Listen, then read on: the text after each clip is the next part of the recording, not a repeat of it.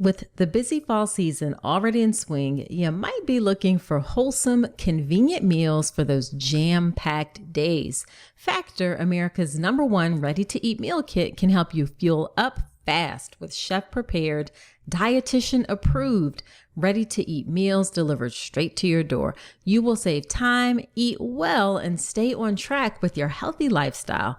These meals are really great to help you nourish yourself well during your pregnancy, and having delicious, nutritious meals in the postpartum period will free up your time and allow you to focus on settling into motherhood and getting to know your sweet new baby. Listen, I have a family of snobby eaters, okay? And all 4 of us loved these meals. We went with the vegetarian versions, and I'm not lying. Every single one of them was delicious. Head to factormeals.com/Dr. Nicole 50 and use code Dr. Nicole 50 to get 50% off. That's code Dr. Nicole 50 at factormeals.com/Dr. Nicole 50 to get 50% off today. In this episode, I'm chatting with Julia Karol about being a solo mom by choice.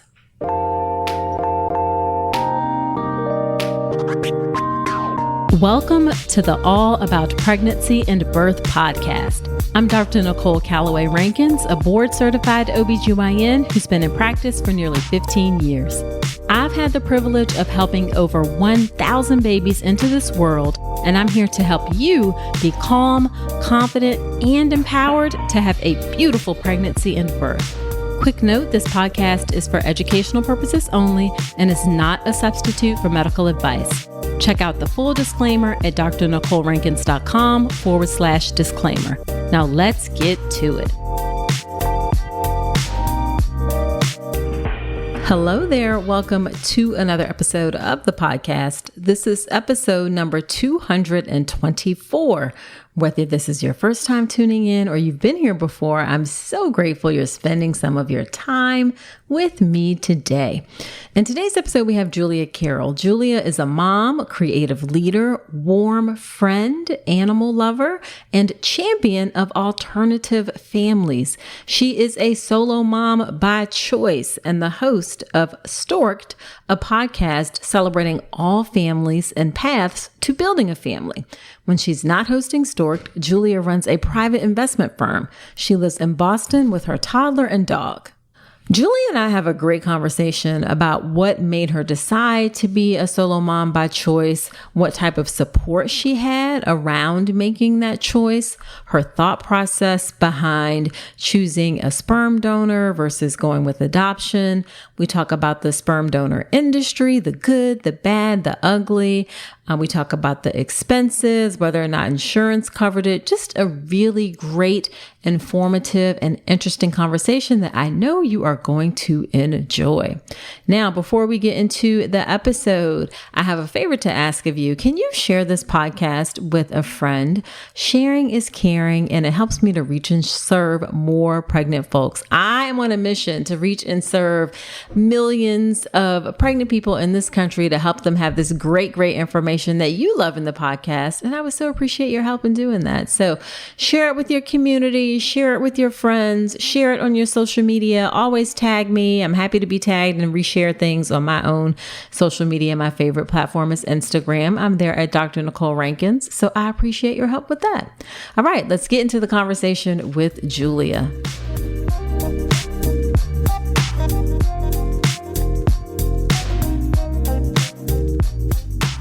Thank you so much, Julia, for agreeing to come onto the podcast. I'm glad we are getting to chat despite our stupid technical difficulties first.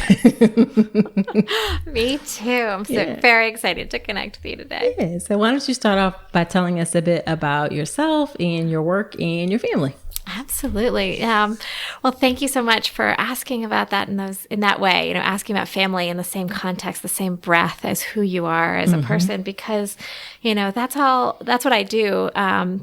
in my spare time. So I work in finance professionally full time, but on the side, my passion is to talk about all the different ways that we think about our family lives, structure our family lives, and create our family lives. And in particular, really trying to display all the different styles and structures of family. So trying to champion alternative families. And the way that came to be is that I am a solo mom by choice. And in the process of trying to figure out what I wanted for my family life, I was newly single and really just knew I wanted to have kids in my life in one way or another, but not sure how to go about it. I started talking to people exactly like you are and just asking with curiosity, like, what is it like to adopt? And what is it like to become a solo mom? And what is it like to choose not to have kids? And I was dating divorced men at the time who had kids. And I said, what is a stepmom experience like? How do you blend a family? And from that, like, oh God, the answers were so good. So it turned into a podcast called Stork'd.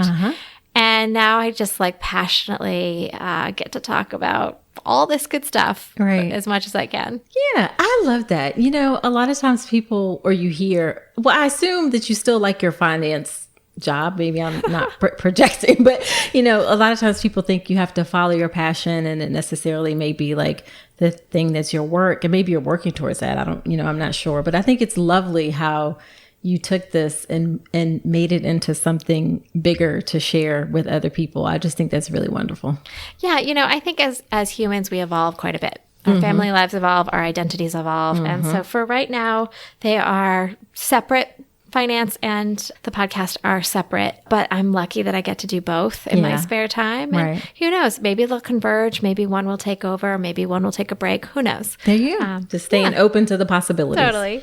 Yeah. So what made you decide to be a single mom by choice? And then I guess also, like, a lot of people think about things, but they don't necessarily like start a podcast about it. So what made you decide to take that route? Well, I'll answer the second one first, which is I got to talk to, like, if you and I knew one another, or even if we didn't, if somebody knew you and said, oh, you got to talk to Dr. Nicole, I would call you and be like, oh my God, tell me everything about your family life. And it started very targeted. I want to know what the solo parent experience is like. I want to know what the blending family part is like. But then once you start getting like deep and personal with people, you're at cocktails and the guy next to you at the bar is talking about something. You're like, oh, tell me about what your divorce was like. You're like, okay. So what's amazing about humans is that we're so nuanced and so complex, and everyone has a family of some kind, whether you talk to your family or don't, whether you're in love with the way your family life is currently structured or not. People have families, and they're willing to share their families. And in learning about your family life, you learn about like the deepest parts of someone's soul, what they want, their identity, their hopes, their desires, their disappointments. So I had those conversations, and they were just too good not to share. Okay. Yeah. Love it. So then what made you decide to be a solo mom by choice? Yeah. I always say it was my plan B in many ways, which isn't really fair, but it was like, that thing in the back of your head that you're like, okay, if life doesn't work out the way I expect, I guess I could always do this. Right. Here's another example. If raising kids in the U.S. gets way too expensive, I have this dream of maybe I move to Europe and magically have this glorious European life. Right. The reality of that is probably negligible. Like it's probably not going to happen. Right. But sometimes you think about it and then you start looking up trips and you start thinking about like, okay, which location is better for expats? And the next thing you know, you booked your flight and you're on your way and you're doing it. Right. That was my solo parenting journey. It was like, okay, well, like backup plan, I will do this on my own. And then the more I thought about it and the more I explored it and the more I explored my hopes and dreams, the more I was like, okay, this is it. This isn't plan B. This is plan A. Okay. Yeah. And then what made you decide, because you could have adopted, what made you decide to do adoption versus getting a sperm donor? It's interesting because with family building, it's never an either or always, right? You kind of pursue things simultaneously. Things can be sequential. So I'll say I haven't ruled out adoption in its entirety at this stage of my life. Gotcha. Nor have I ruled out fostering, which is like another thing that's niggling in the back of my mind is like maybe something I'll do one day. Okay. But just before going on the solo parenting journey, I have members of my family who are adopted. Okay. And one in particular is a favorite cousin who was adopted from Colombia. Right. And this cousin's dad said to me, you know what, for like a senior project, we're going down to Colombia. We're going to visit the orphanage. Okay. And, that's going to be written into a whole part of a senior project. Would you like to come? Right. And this is my favorite uncle, or I've got a lot of great aunts and uncles. So one of my favorite uncles. And I don't know, did he know I was thinking about having a family on my own? Did he know I was thinking about adoption? Did he know that was like in my heart and soul? I don't think so. I think it was just this fortuitous, come explore this with us. So while there, I got to sit down with this incredible woman, Jimena, who's been running this orphanage adoption agency, child services agency in Bogota for 40 years. Wow. I know. And we talked about like how the adoption world has changed, how the way in which they think about adoption has changed. One of the major changes that has happened in both countries, the U.S. and Colombia, is where possible, you want to keep families together, right? So if we can, instead of taking a child out of a home, provide resources, training, education, support, community, love, that's better for everyone. Yeah. So one of the takeaways I had from that conversation was that adoption is totally possible for me, but it's a little harder as a solo parent. Sure. Whether you're in the U.S. doing it domestically or doing it abroad, it's a little harder. Right. So I didn't rule it out. I just was exploring that emotionally while simultaneously going through a fertility journey. Gotcha. So do you feel like you had support around you from your family, from your friends, when you're like, I'm going to be a single or solo parent by choice? Or were they like, what the hell are you doing?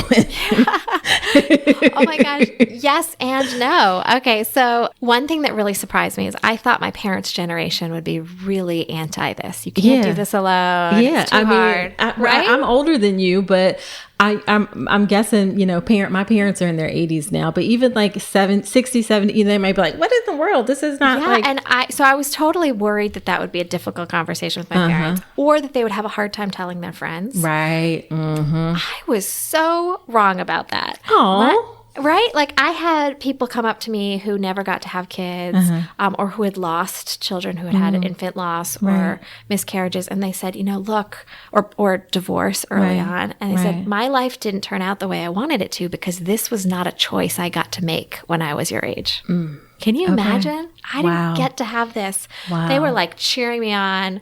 I love it. I know. They're such an amazing part of the community. So that was ridiculously supportive. Sure. And in fact, my mom threw herself a baby shower. It was ostensibly for me, but it was really like all her friends. It was like, look, I get to have a great kid. Right. She has other great kids, but she threw herself a baby shower. Nice. And her friends were so supportive. Now, my friends were initially, I started to tell a couple people, and I got some pushback. You're too young. I was 36 or 37 when I started talking about this. So I wasn't too young by any means. No. You don't need to do this. This is crazy. You'll find somebody. Just keep waiting. And so for me, I learned very quickly to only share this with certain friends. Those people that are going to have your back no matter what, right? If you're like, I'm boarding a plane and come with me, or like, I'm lighting a torch to my life and I'm doing something totally different. They're like, awesome, girl, get it. Yeah. Yes. Right. And those people are few and far between, but there are some people like that in my life. So those are the people I told.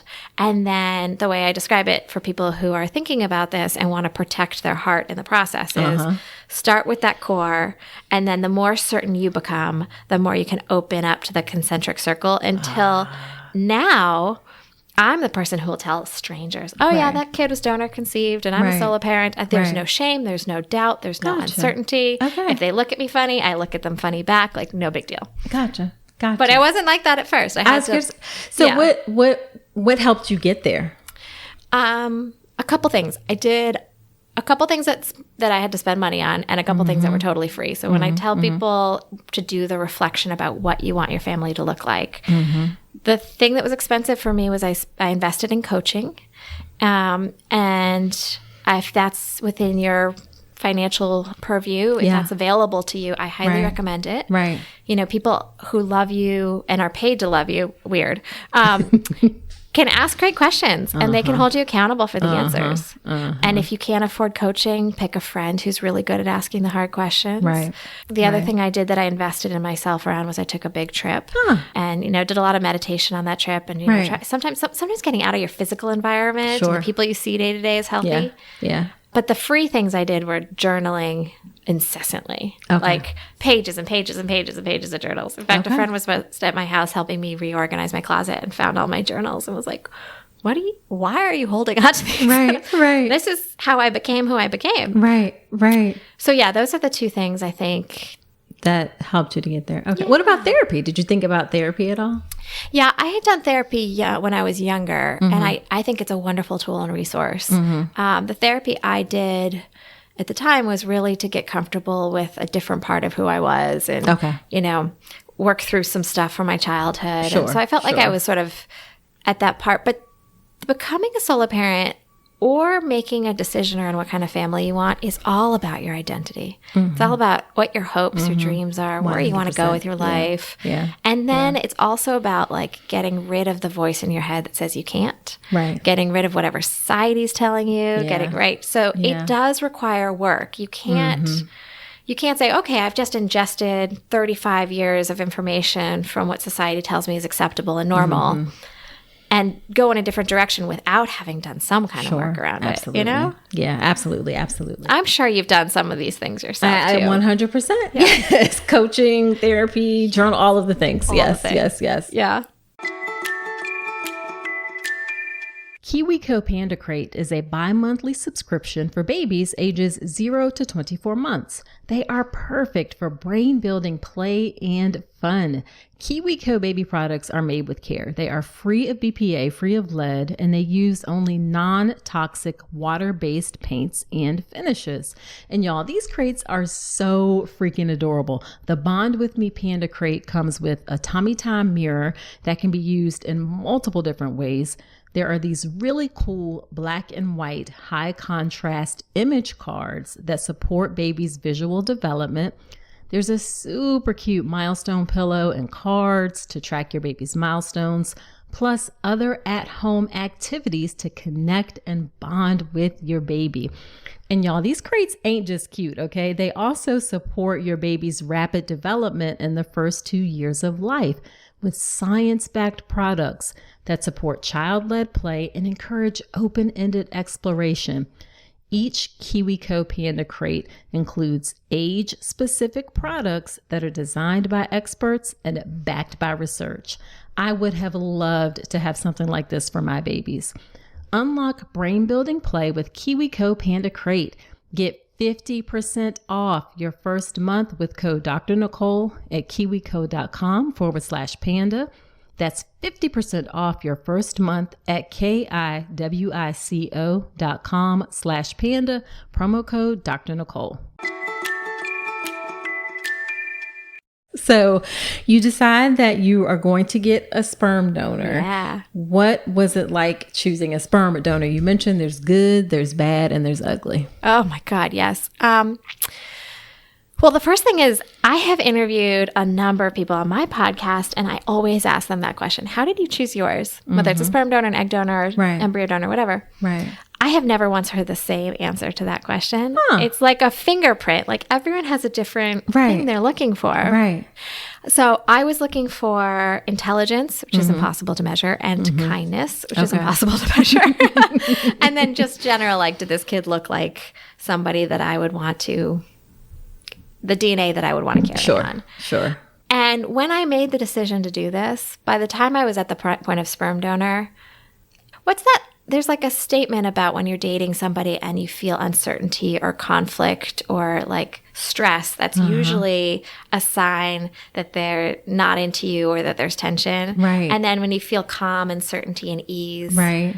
That's when you know that things are kind of vibing. Right. When I knew that I was on the right path, this is solo parenting, and that I would pick the right sperm donor, both cases I felt that like settling in your body. Like, got it. Oh, yeah, this is it. Okay. But I did call on my friends. Okay. And I'd heard of people having like these big parties where you like open up the sperm book. Right. Or like in this case, it's a website. It's almost like a dating app.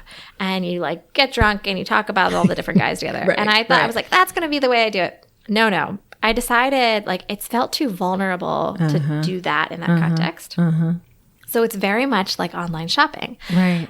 I went through, I did my whole, was looking for GPA, I was looking for certain things, and I reviewed all the hundreds of guys that they had on there, and then put like the top contenders in a basket. Like I put a little like next to them. Right. And then I gave 3 very close friends my login. Okay. And I said, look at the ones I've liked. Right. And tell me what I might be missing. Okay. Right? And one guy who seemed amazing, my friends were like, oh my God, I'm reading egotist, narcissist, crazy person. And I was like, I didn't see that. And then everyone sort of just said, this is the guy. And it was the one I had been leaning towards. So that was like, yeah. Okay. Well, that's good. That's good. Yeah. Did you have a lot of options to choose from?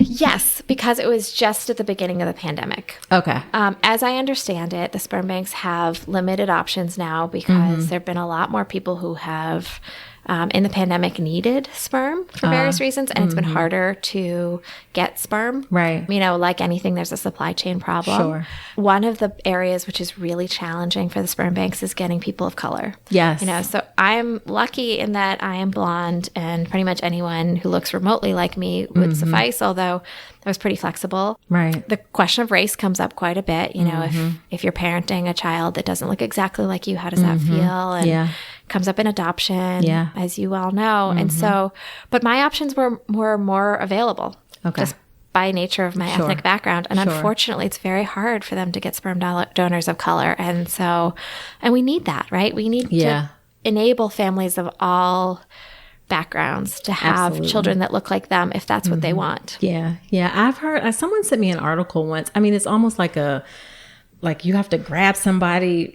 immediately, or else it's like the option is gone for people of color and for Black women. So definitely something that I hadn't been aware of until fairly recently. Yeah. It's such an unfair disparity, right? It just like everything in life, there are things that are just unfair, and we really should try and correct them. Yeah. One of the other things I will encourage anyone who's considering a sperm donor, and that may be a solo parent, it may be somebody whose male partner is experiencing infertility, right? Which is, by the way, 50% of infertility is male factor, and maybe gay and lesbian women, maybe a trans couple, who knows? Right. One thing I would encourage you to think about is the donor anonymous? And I sort of wrote that off. The donor I picked has chosen to be anonymous, which means technically and legally, neither my son nor I can go find him. Okay. In this day and age, that's tricky to enforce with Ancestry.com. But after having him talked to a number of donor-conceived people, I have come to understand that there is a lot of emotional nuances around having the ability to access one half of your identity, one half of your DNA. Right. Whether it's for medical records or just to know who they are as a human. Sure. And so that's become a very hot touch point, in the donor-conceived world, where people are looking at creating legislation like they have in the UK to make it so that anonymous donors are not an option, to make it so that, the sperm banks are legally responsible to go get updated medical information. You're a doctor, and having medical history can be a game changer when it comes to certain diseases. So, there's a lot that I credit the sperm donor and the donor conception industry for making my dreams come true. And I think it's so amazing that we can create families in this way. But there's a lot that could evolve to make it a little more equitable for everyone. Sure. And a little bit more fair for the donor conceived people. Yeah, absolutely. So was this whole process expensive, and did your insurance cover anything? Oh my God, it was so expensive. Okay. you're like, yeah, girl, it was pricey. Oh my God. And let's talk about that, because, some of the things that I just identified, recruiting more donors, making sure that they're not anonymous, making sure that we get access to their medical history, and one more, which is putting donor limits in place right now. Yes, yeah. In Europe, you can only have a certain number of offspring. So if you donate, you can only have a couple, I think the limit is like 10. Right. In the U.S., there are guidelines, but no legal limits. Okay. So my kid could have 10, 20, 60 siblings. Right. That's scary. Very. I have interviewed somebody who accidentally dated her brother. I mean, it is a very scary thing, but it's also scary for the kid. How are they going to emotionally navigate 60 relationships? Right. Many of the sperm banks are trying to work on this. There is attempts at legislating it. But all the things I just said that are good for people who are building families and good for the donor-conceived people, also in a supply-demand equation, make it so that there are fewer donors or they can donate less frequently. Yeah. And what does that do? It increases the price. It makes it less accessible financially. Yeah. So it's this push-pull. Do you keep it affordable and accessible? And then you have all these other problems. Right. Or do you fix those other problems and the price point changes? Right. And neither, it's like one of those catch-20s. It's not good either way. Yeah. Yeah, that's tough. That's tough. It is. Yeah, I saw some crazy story. I think it was in Europe, and this man had like 100-something children. Like it was like they finally had to like ban him from like stop it. Like yeah, it's crazy. It's crazy. And in Europe, they will. They'll say no more. Right. Or they'll fine the sperm banks or whatever. But here, it's just sort of like okay. It's frowned upon. Okay. So did you have any trouble getting pregnant? Luckily, I mean, trouble's an interesting word. Luckily, I think the amount of time it took me was within the normal band of somebody my age with my hormone levels. Okay. I think if I were trying at home with a partner, the rule of thumb is approximately 3 to 6 tries. I mean, actually, we don't even say infertility technically until a year of trying. That's right. So I did 2 at-home inseminations that were unmedicated. It was the pandemic. The fertility clinics were closed. It was like, let's just try this. Yeah. And then I did 3 IUIs, which is when you use a catheter to insert it into your cervix, past your cervix into your uterus. And it was the third IUI, the second medicated IUI that was ultimately successful. So I think that's within the band. Yeah, I think so. Was it stressful for you, or how did you feel during the time? That's an excellent question. I think it wasn't so stressful. I think I sort of had a lot of faith that now looking back, I realize was probably unrealistic. Like, oh yeah, this will just happen. And now that I know more about the stats, I realize it was probably a little too optimistic. There was one day that I remember feeling like the world was ending. My life was over. Sure. I was never going to be okay again. Right. And I called a friend like absolutely bawling, and they gently suggested, might it be the hormones you're on? Maybe it's so you forget, like you're combining disappointment and like heartbreak with hormones, and that is brutal. That's a rough combination. All right. So what was your, in general, like your pregnancy like and your prenatal care like? Did you ever feel judged, or how did you navigate saying I'm a solo parent? Yeah. So my ultimate prenatal care was tremendous. Okay. However, before that, before I was even trying to conceive, I had a couple of incidents with doctors and or medical professionals that were so enraging. One of which was when I froze my eggs, I used a different clinic. And when I would get to the clinic to do what they do, and you know this, is they do blood work and they do, give me the ultrasound, the uterine ultrasound. Right. And they're doing this at different times to figure out how your eggs are progressing and then all that stuff. You know all this. There would be times when I'd walk in, the nurse would say, "Where's your partner?" Or "Is your husband here?" Which makes so many assumptions. And there was one time where I had to go somewhere else for imaging. I think I had a cyst which had ruptured or something like that. Right. And the tech that was doing the ultrasound, I was naive and bubbly and walked in. And I was like, I'm just getting my levels checked, and I'm, maybe eventually gonna go ahead and use these eggs or whatever. And she goes, "Well, what's wrong with your husband?" what's wrong with your husband that you might need a sperm donor? And I said, what do you mean? I mean, to me, I was enraged because it's like, it's none of your business. It's none of your business. It assumes I have a husband. It assumes I want a husband. It assumes I'm straight. Right. All of the things. Right. And like, let's just play out the scenarios. Best case scenario, you've insulted somebody who is solo parenting or gay by assuming that they would have a male partner. Worst case scenario is I do have a male partner and he is in fact very sick. And you just said, what's wrong with your husband? Right. So I do hope that we're training our medical professionals a little bit more sensitivity. Sure. Yeah. That's completely unacceptable and unnecessary. It always baffles me how people think like they have this sort of right to go there. And it's like, you don't actually. Yeah. But you said you felt like your prenatal care was fine. Prenatal care was great. I benefit from having a best friend who is also an OBGYN. Oh, that helps. And so like, okay, yeah, whether or not I was getting the information from my doctor is almost irrelevant because I was calling her every day. Right.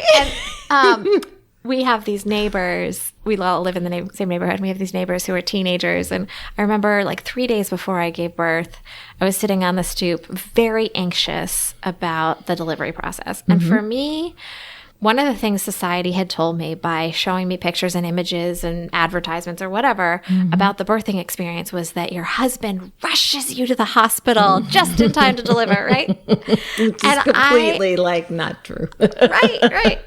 I had developed this like intense anxiety that I wasn't going to get to the hospital because I didn't have a husband. Right. Like, who's going to take me? Right. So I had backup plan upon backup plan. So much. That anxiety was so strong that I almost was like, I can't become a solo parent. I don't have a husband to drive me to the hospital. Oh, see how your brain does that to you sometimes. It was just crazy. So she sat me on the stoops and our high school neighbor was sitting there next to me and she walked me through. You're going to walk in this door. You're going to tell this person you're in labor. They're going to know. They're going to take you to this place. You wait till your contractions are this level. Then you're going to be wheeled in here. Then you ask for the epidural, like literally minute by minute. Right. And if it goes wrong, this is what happens. And this poor 15-year-old is going, what happened? What? I'm not ready for this. Yeah. Right. That is funny. And coincidentally, that friend happened to be on the floor at the time I was delivering. I was like, can I stay and watch? And so we had a party. We had, she was there, my OBGYN was there, my mom was there, and then 2 female nurses. And people would walk into the room and be like, whoa, this is really fun. Yeah, that's a nice energy to have surrounding birth. Yeah. So then your mom was your primary support person? Yeah. And I did have a doula in case my mom needed some extra support. But my mom got to cut the cord, which she still talks about. Yeah. I love it. And do you feel like having a doula was helpful? I do. I think having gone through the experience I did with just surrounded by female energy and being told, wow, this is different by like doctors or whomever would walk in, texts, I feel like we're missing that female camaraderie, like birth party that other cultures may have. I agree. Yeah. Yeah. I agree. Who's usually in the room when you are there delivering? It's dad, a nurse, maybe a doula. Usually 2 nurses, dad, and maybe a doula. Yeah. And I think that's nice for the other parent, the non-birthing parent, but I kind of miss everyone come in, let's party. Right. Yeah. And sometimes there are more people, like there may be the grandparents or that kind of thing. So definitely in general, I think the energy of the room makes a difference for all involved. So I can totally see how a nice party atmosphere would be fun. Yeah. So then what was your support like postpartum? Postpartum was great. I actually moved in with my parents for a couple of months. Oh, okay. So do they live near you or? They don't. They live near me 4 months out of the year. Okay. So I was able, so when they're here, they're incredible at watching him for a couple of hours. Sure. But when they're not, I really feel like, oh my gosh, I'm missing something. Yeah. But I moved in with them for a couple months and it's hard to be in somebody else's space when you're bloated and leaking and, not feeling like your best self. And I didn't love my dad watching me breastfeed around the clock.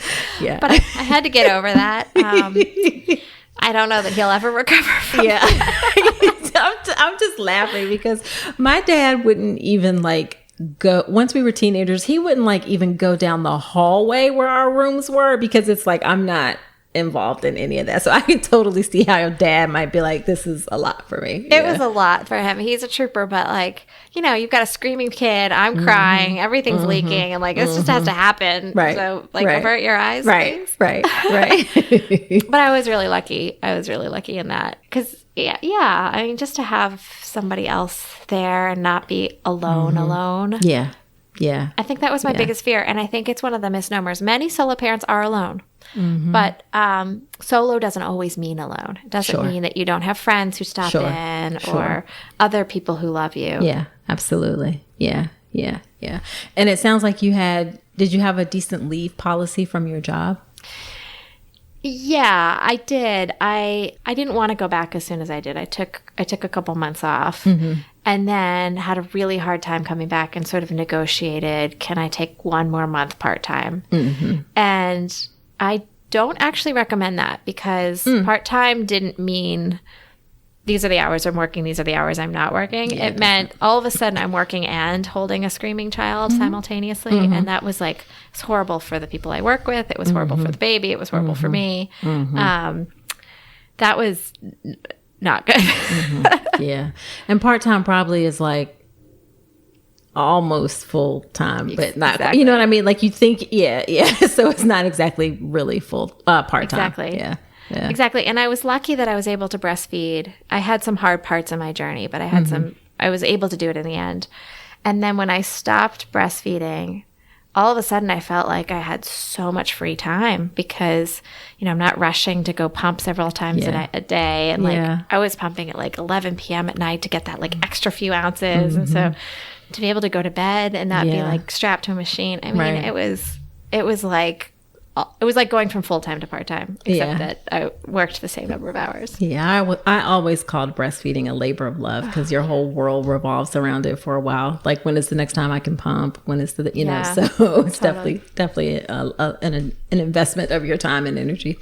So then what are two or three things that you have learned that are different about parenting a donor-conceived child? Things that come to mind for me are like asking about the other parent or filling out forms or things like that. I mean, that's sort of simplistic, but what are some things that you've noticed that are different? It is simplistic, and it's not, because that's what your day-to-day is made up of. It's made up of communicating with your child and then dealing with like the logistics of parenting.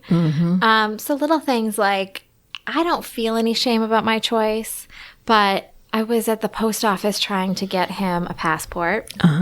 Again, optimistic. We haven't used it, but I had to go back 3 or 4 times. And partly because I had incomplete forms that were my fault, partly it was their fault. But a couple of times I got so much crap from somebody who said, well, I need the other partner here in order, like, where's the other parent? We can't sign these forms without the other parent. And I would have to like point out the point in the birth certificate, and then they'd call over a supervisor and be like, is this okay? Yeah, it's okay. On the birth certificate, there is no other parent. So I don't need somebody else's approval to get a passport.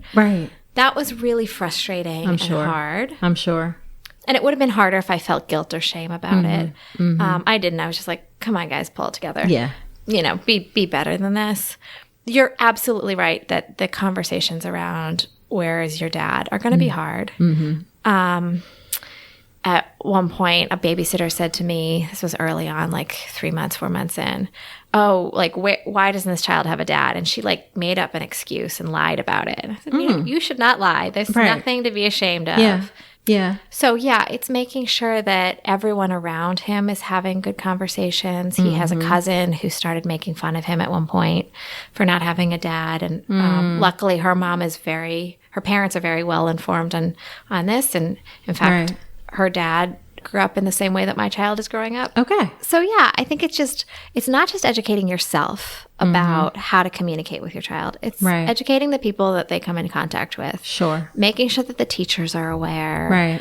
Making sure that family members know what to say. My mom, for instance, was reading books, and in books they have dads. And so she was like skipping over the page that had a dad or changing it to somebody else. No, it's okay. He can know that dads exist. Right. And then it's really informing yourself about the issues that donor-conceived people might face as they grow up. And I expect there's going to be a lot of parenting around that. Okay. That makes sense. Yeah. So then as we wrap up, what would you say the most frustrating part of being a solo mom by choice has been? I love that I get him full time. Like, I love that I don't have to share him, that all these amazing moments are mine. Every once in a while, you want somebody to tap in. Like, he's woken up 5 times tonight. Can somebody else just rock him to sleep? Yeah, exactly. I can totally see that. Like, he just looked me in the face and like smacked me across the face, and I am frustrated, and I don't know that I can be a great parent in this moment. Can somebody else participate? But no. Yeah. I can totally see that. And then on the flip side, what has been the best or most rewarding part of being a single mom by choice? I mean, he's just the best. Yeah. Like, every little moment with him is so joyful. And we as parents who work don't get a lot of time with our kids. Yeah. I was really surprised by that. I was like, oh, you spend time with your kids. No, our work life is not structured for, the hours that kids are awake. Yeah. So those moments are precious, even if they're really, really, really hard. Sure. And I'm surprised, too, by how many people are saying, oh, you're going down this path. May I ask you about it? I might want to do it, too. Like, I think it's becoming more of a thing than it used to be. And that's great. It's not for everyone. Some people ask me about it. I said, maybe you don't want to go down this path. It's not my choice to say that for you. But just because it's good for one person doesn't mean it's good for everyone. And I'm excited that more and more people are exploring it. Yeah, definitely. I wonder if that comes along with people, more and more women exploring like egg freezing, things like that. That conversation is kind of growing. I think, and I'd be curious about your opinion, I think if you can afford it, you should absolutely freeze your eggs. 100%. Yeah, 100%. And the younger you can do it, the more eggs you'll get. So if you can, for sure. Totally. If you have a job that gives you that benefit, definitely take advantage of it. It's much better to do it and then not need it than get to a situation where you don't have it. So I agree. Yeah. And it's not a guarantee. I mean, you could do it, have them, and it not work anyway, but it's a little bit nicer. It definitely gives you more options. Yeah. Somebody said to me in an email today, they said, either our moms raised the girls right in that they choose these bold moves like becoming solo parents, or we raised our boys wrong. There's like terrible partnership opportunities out there. Which one? Yes. Either culture's changing and it's becoming more acceptable, or our men are just failing. Yeah. So then last question, what is your favorite piece of advice that you would give to someone who is thinking about whether or not they want to be a single or solo parent rather by choice? I think you know what's in your heart. And if this is your path, don't let anyone get in your way. But if you're not convinced that this is your path, it's not an easy path to walk for sure. Yeah. And I guess, do communities exist? Like Facebook groups or those kinds of things to help people? Thank you for asking about that. There's a really robust Facebook group. Okay. And there's solo parents by choice. There's solo moms by choice, solo dads by choice, solo parents in whatever community, solo parents in dating. I mean, you name it. Okay. I think it's the reason I'm still on Facebook. These communities are great. And you can ask anything. And the other thing I would recommend as a new parent, whether or not you're solo, is if there's a new moms community in your area, and there was one for me where they like put everyone together, and now we have a text chain of all the new moms that have kids that were like 3 weeks apart from one another in the area. Right. It's a game changer because you're like, this weird thing is happening today, and the other person's like, that happened to me yesterday. It just normalizes some of the stuff you go through. Yeah, absolutely. Yeah. So where can people find you and your podcast? Oh, thank you. So the podcast is called Stork'd, STORK''D, and it can be found anywhere you listen to podcasts. There's also storkedpodcast.com, which is the website. And on that website is an option to sign up for the newsletter. Okay. I really like the newsletter. If you don't like listening to things or you don't always have time, the newsletter is a great digestible piece. Yeah. And Instagram, Stork'd_podcast. Okay. All right. Well, thank you so much for coming on and sharing your story. This has been really insightful and informative, and I know folks are going to find it useful. Oh, it's so fun to chat with you. Thank you so much for having me.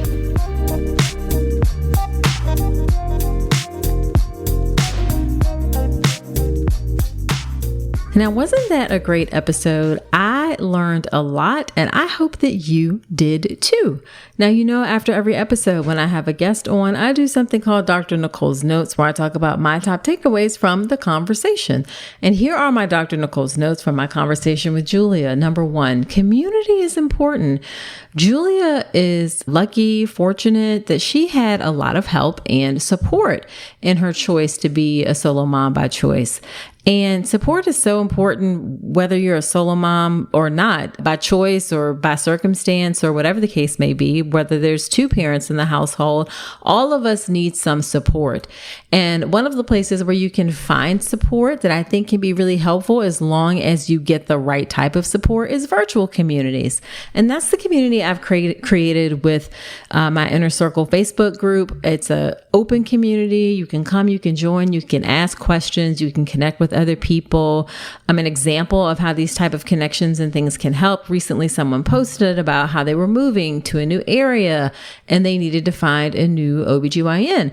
And because of asking in the group, they were able to get hooked up with somebody who, was like more of a referral. They didn't have to do a lot of that legwork to look for people. They were able to get connected with someone. And there are just lots of connections like that inside of the group. So head to Facebook and search for Dr. Nicole Rankin's Inner Circle community, and it will pop up right there. We'd love to have you join.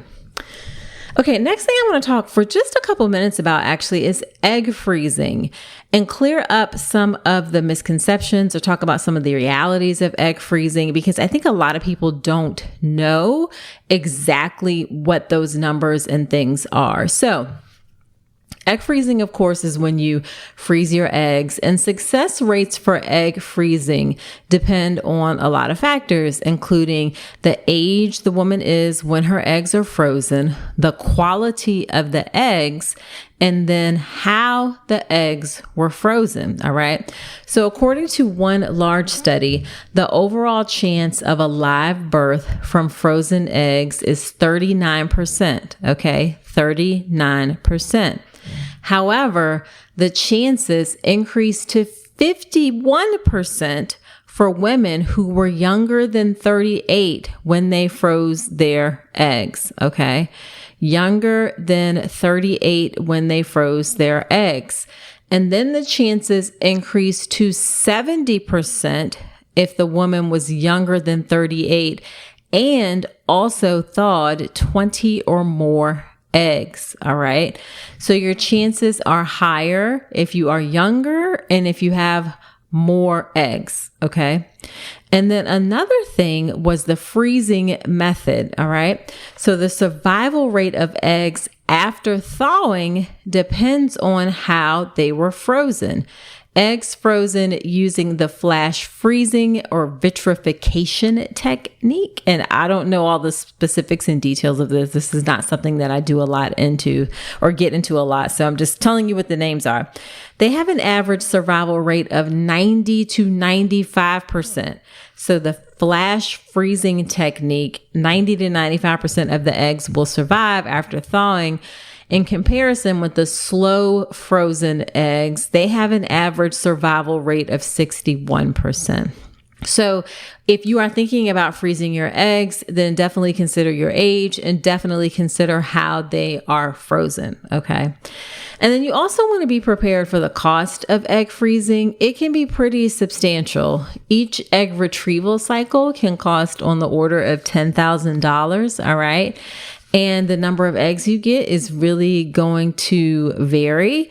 And the only way to have a lot of eggs afterwards may be that you have to do multiple cycles. So that can get quite expensive. And then it's going to cost another potentially $5,000 to $7,000 to thaw and then fertilize the eggs, grow the embryos in the lab, and then transfer them back into your uterus. All right. So that's another $5,000 to $7,000. All right.